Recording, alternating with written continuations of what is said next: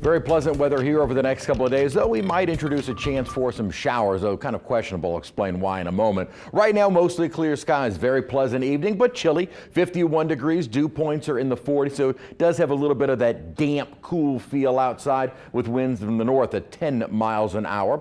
We're staying under clear skies through the night tonight, but notice that we still have what little high, thin clouds we do see is from the southwest. That southwesterly flow will start quickly increasing the high, thin cirrus clouds during the course of the day tomorrow. So they will be coming back in very quickly. 40s and low 50s outside at the moment, and temperatures will continue to come down. And at times when they really start dropping further into the 40s and 30s, even though it's a light wind, it does kind of add to a bit of a wind chill, especially on the south shore as we get the day started. Now there's upper troughing. You can kind of see the motion coming in from the north across the Rockies. This is really what's going to spark our next weather maker. To be a chance for rain as a Gulf low develops. Nothing there right now. What we do have in the southwestern Gulf is this southwesterly flow. And as mentioned, notice the high clouds kind of embedded within there. They will be moving our way starting early tomorrow morning. So may have some sunshine to start the day, and then those high thin clouds will be increasing. Never overcast, but more filtered sunshine for our Tuesday,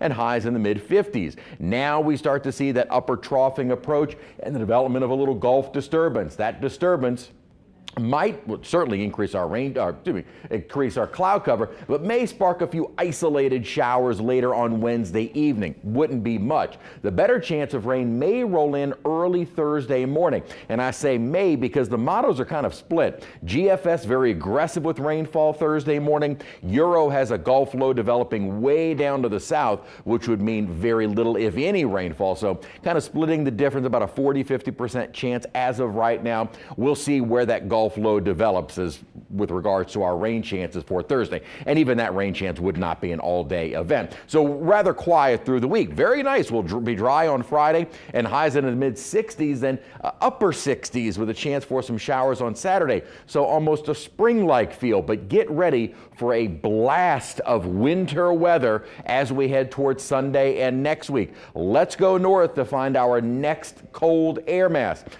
Farther north, we have to go into northern Canada, more north than that. Now we're centered over the North Pole. Let's head south.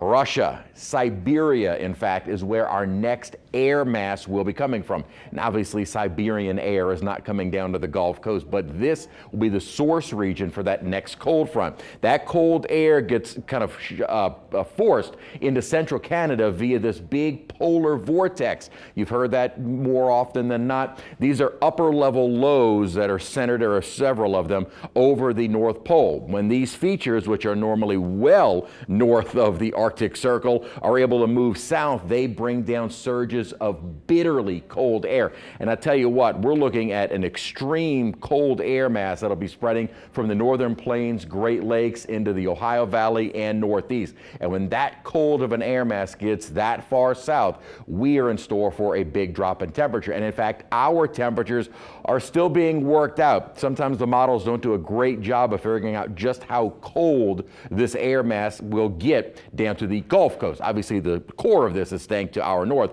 but when you're factoring in temperatures well below zero, maybe not terribly far to our north, we'll just have to see how cold we'll get. Right now, we'll start dropping temperatures with highs in the 40s on Sunday and then staying in the 30s all day Monday. We're also looking at the probability of widespread hard freeze type temperatures across much of the region.